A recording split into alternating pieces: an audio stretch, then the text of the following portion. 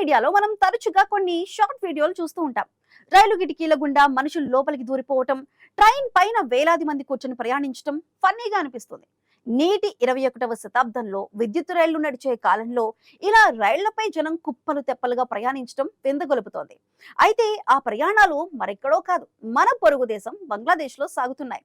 నిత్యమని కాదు, కానీ కొన్ని ప్రత్యేకమైన రోజుల్లో ఇలాంటి దృశ్యాలు కనిపిస్తున్నాయి. పాలకుల అసమర్థతకు, వ్యవస్థల వైఫల్యానికి ఆ రైలు ప్రయాణాలే సజీవ సాక్ష్యాలు. బంగ్లాదేశ్ లో రైలు ప్రయాణం అంటే అది కేవలం ఒక ఊరి నుంచి మరో ఊరికి వెళ్ళటం కాదు, అది చావుతో చేసే జూదం. పండుగలు వచ్చినా, సెలవులు వచ్చినా అక్కడ రైల్వే స్టేషన్లు యుద్ధ క్షేత్రాల్లో మారిపోతాయి. కిక్కిరిసిన బోగీలు, ఊపిరాడని వాతావరణం మధ్య జనం ప్రాణాలకు తెగించి ప్రయాణిస్తారు. అక్కడ సీటు దొరకటం అంటే గగనమే. కనీసం నిలబడడానికి చోటు దొరికినా అది అదృష్టంగా భావిస్తారు. అందుకే జనం రైలు పైకప్పులను ఆశ్రయిస్తారు. వినడానికి వింతగా ఉన్నా ఇది అక్కడ దశాబ్దాలుగా సాగుతున్న దారుణమైన వాస్తవం. రైలు కదులుతున్నప్పుడు పైన కూర్చున్న వారు రాలిపడుతూ ప్రాణాలు కోల్పోతుంటారు. రైళ్ల సంఖ్య పెంచకపోవటం, ఉన్న పట్టాలను ఆధునీకరించకపోవటం వల్ల ఈ ఇబ్బందులు ఏటా పెరుగుతూనే ఉన్నాయి. ఈ అస్తవ్యస్త ప్రయాణాల వెనుక పాలకుల వైఫల్యం దాగి ఉంది. అక్కడ రైల్వే స్టేషన్లలో కనీస సౌకర్యాలు లేకపోవటం, ప్రయాణికుల భద్రతను గాలి కుదిలేయటం వల్ల ప్రతి ప్రయాణం ఒక సవాలుగా మారుతోంది. కిటికీల గుండా పిల్లలను, సామాన్లను లోపలికి తోసే దృశ్యాలు చూస్తుంటే మనకి నవ్వు రావచ్చు. కానీ ఆ క్షణంలో వారు అనుభవించే ఆవేదన వర్ణనాతీతం. ఒక్కో రైలు మీద 1000 మందికి పైగా కూర్చొని వెళ్ళటం అంటే అది ఎంతటి ప్రమాదకరమో ఊహించుకోవటమే కష్టం. వంతెనలు, విద్యుత్ లైన్లు దాటుతున్నప్పుడు ఏ చిన్న పొరపాటు జరిగినా వందలాది ప్రాణాలు గాలిలో కలిసిపోతాయి.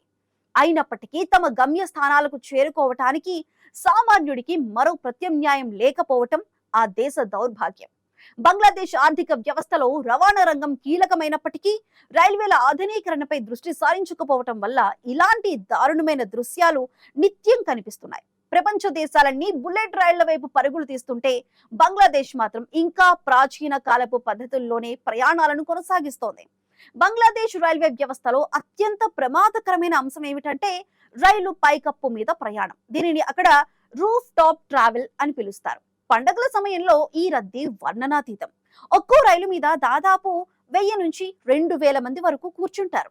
రైలు వేగంగా వెళ్తున్నప్పుడు పట్టు తప్పి కింద పడిపోయే ప్రమాదం ఉన్నా ఎవరూ వెనక్కి తగ్గరు. ముఖ్యంగా వంతెనలు వచ్చినప్పుడు ఎలక్ట్రిక్ వైర్లు తగిలే అవకాశం ఉంటుంది. కింద పడితే ప్రాణాలు గాల్లో కలిసిపోతాయని తెలిసినా ఇంటికి వెళ్లాలన్న ఆతృత వారిని ముందుకు నడిపిస్తుంది. ఇది చూడ్డానికి సినిమా స్టంట్లా అనిపించవచ్చు, కానీ ఇది అక్కడి ప్రజల నిత్య జీవితంలో ఒక భాగం. అడుగు తీసి అడుగు వెయ్యలేనంతగా బోగీలు నిండిపోవటంతో మహిళలు, పిల్లలు పడే ఇబ్బందులు అన్నీ ఇన్ని కావు. రైల్వే శాఖ ఆదాయం పెంచుకోవటం మీద ఉన్న శ్రద్ధ ప్రయాణికుల భద్రత మీద చూపటం లేదన్న విమర్శలు ఎప్పటి నుంచో ఉన్నాయి. పేదరికం తాండవిస్తున్న ఆ దేశంలో సామాన్యుడికి రైలు తప్ప మరో మార్గం లేదు. అందుకే అన్ని కష్టాలను భరిస్తూ వారు ఈ ప్రయాణాలు కొనసాగిస్తున్నారు.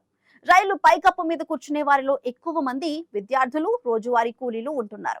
వారికి టికెట్ కొనే స్తోమత లేకపోవటం ఒక కారణం అయితే, లోపల చోటు లేకపోవటం మరో ప్రధాన కారణం. రైలు కదులుతున్నప్పుడు పైన గాలి వేగం, ఎండ తీవ్రతను తట్టుకుంటూ గంటల తరబడి ప్రయాణం చేయటం అంటే అది మనిషి ఓపికకు పరీక్షే. కొన్నిసార్లు వర్షం కురుస్తున్నా గొడుగులు పట్టుకొని పైకప్పు మీద కూర్చునే దృశ్యాలు కనిపిస్తాయి. ఇవి చూస్తుంటే అక్కడి వ్యవస్థ ఎంతలా దిగజారిపోయిందో అర్థమవుతుంది.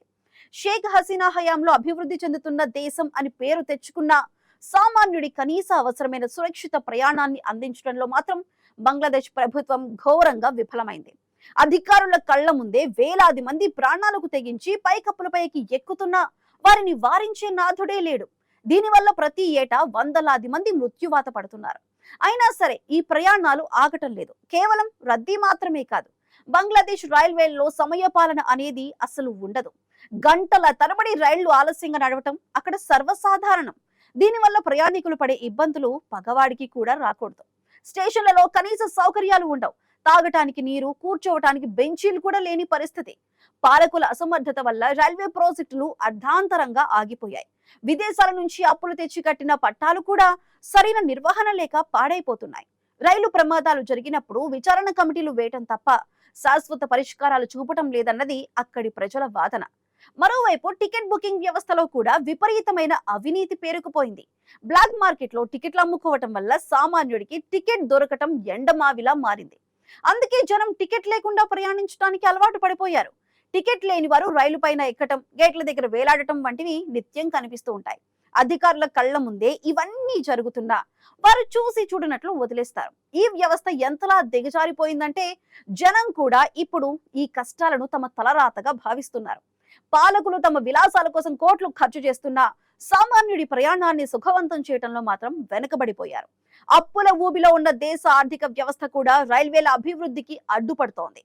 స్టేషన్లలో రద్దీ నియంత్రణ కోసం పోలీసులు కూడా చేతులెత్తేస్తున్నారు. లాఠీలు పట్టుకుని జనాన్ని అదిలించే ప్రయత్నం చేసినా వేలాదిగా తరలి వచ్చే జనం ముందు వారు నిలవలేకపోతున్నారు. కొన్నిసార్లు రైలు ఇంజిన్ ముందు కూడా జనం కూర్చొని ప్రయాణించడం చూస్తుంటే ఆశ్చర్యం కలగక మానదు. కనీస భద్రతా ప్రమాణాలు పాటించకుండా రైళ్లను నడపటం వల్ల ప్రమాదాలు జరిగినప్పుడు ప్రాణ నష్టం ఎక్కువగా ఉంటుంది. పట్టాలు తప్పటం, సిగ్నల్ వ్యవస్థ ఫెయిల్ అవ్వటం వంటి ఘటనలు అక్కడ నిత్యకృత్యం అంటారు పరిశీలకులు. బంగ్లాదేశ్ ప్రయాణికుల కష్టాలు కేవలం రైలు లోపలితోనే ఆగిపోవు. రైలు దిగే సమయంలో కూడా వారు ప్రాణాలకు తెగించాల్సి వస్తుంది. స్టేషన్ ప్లాట్ఫామ్లు సరిగా లేకపోవటం వల్ల రైలు కదులుతున్నప్పుడే కిందకు దూకటం వంటివి చేస్తుంటారు. ఈ క్రమంలో ఎంతో మంది కాళ్ళు చేతులు పోగొట్టుకుంటున్నారు. అయినా సరే వ్యవస్థలో మార్పు రావటం లేదు. ఆ దేశంలో జనాభా పెరుగుదల రేటుకు అనుగుణంగా రవాణా సౌకర్యాలు పెరగకపోవటమే ఈ దుస్థితికి ప్రధాన కారణం. పశ్చిమ బెంగాల్ మరియు బంగ్లాదేశ్ మధ్య నడిచే కొన్ని అంతర్జాతీయ రైళ్లలో కూడా ఈ రద్దీ ప్రభావం కనిపిస్తోంది. టెక్నాలజీ ప్రపంచంలో దూసుకుపోతున్నామని చెబుతున్న పాలకులు కనీసం మనుషులు గౌరవప్రదంగా ప్రయాణించే ఏర్పాట్లు చేయలేకపోవడం విచారకరం. పాలకులు మారినంత వరకు బంగ్లాదేశ్ ప్రయాణికులకు ఈ వెతలు తప్పవు. సోషల్ మీడియాలో మనం చూసే ఆ వింత వీడియోల వెనుక ఉన్న నిస్సహాయతను గుర్తించి కనీసం ఇప్పటికైనా కొత్త ప్రభుత్వం కళ్ళు తెరవాలని కోరుతున్నారు అక్కడి జనం. అక్కడ రైల్వే పట్టాల పక్కన నివసించే వారు కూడా ఈ రద్దీ వల్ల ప్రమాదాలకు గురవుతున్నారు. పట్టాల మీద మార్కెట్లు ఏర్పాటు చేయటం, జనం పట్టాల మీద నడవటం వల్ల రైళ్లు వేగాన్ని తగ్గించాల్సి వస్తోంది.